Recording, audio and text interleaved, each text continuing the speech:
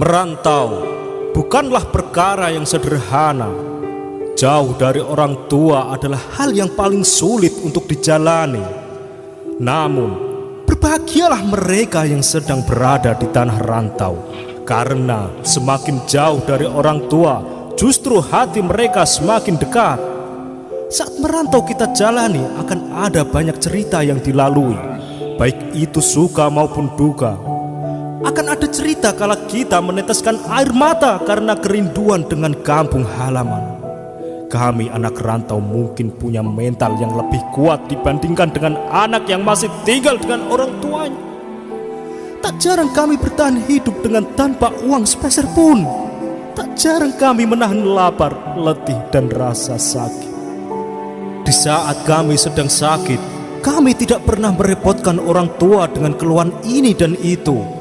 Ketika ditanya kabar, selalu kami jawab, ya, kami selalu sehat.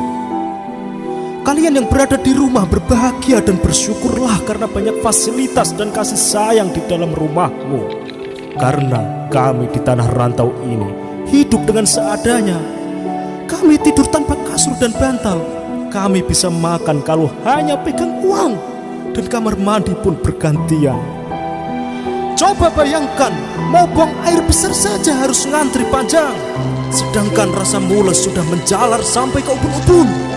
Namun, tekad kami anak rantau pantang pulang sebelum tumbang. Ibu, walaupun kita berjauhan, aku berjanji sekuat tenaga akan membahagiakanmu. Doa di setiap sujudmu selalu menyertai di setiap langkahku. Di perantauan ini, bayang-bayang keluarga dan kampung halaman selalu hadir dalam imajinasi. Bila rindu mengetuk hati, hanya tangis dan tetesan air mata yang kami tahan setiap malam.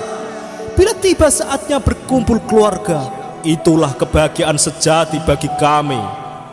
Pepatah bijak mengatakan, merantaulah nak, agar kamu tahu perihnya hidup yang kamu jalani. Di saat kamu butuh makan, di saat kamu butuh uang, semuanya terasa berat. Dan hanya anak-anak perantau yang tahu jawabannya. Beruntunglah kalian yang setiap hari masih bisa menikmati masakan seorang ibu. Karena kami anak perantau sangat merindukan akan hal itu. Kami siap pergi merantau, maka kami siap mengambil segala resiko dengan tanggung jawab yang akan kami pikul dengan sendirinya. Memutuskan pilihan untuk merantau memang merupakan tantangan khusus untuk diri pribadi. Akan tetapi hidup di perantauan akan mengajarkan arti sesungguhnya bahwa hidup ini butuh tekad dan semangat yang kuat.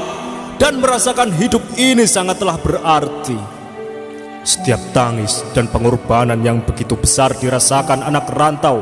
Banyak dari mereka yang menjadikan penderitaan mereka sebagai pacuan untuk sukses dengan impian dan tujuan mereka. Merantau mengajarkan manusia untuk tetap bertahan bersama tekad yang kuat dengan pendirian yang kokoh.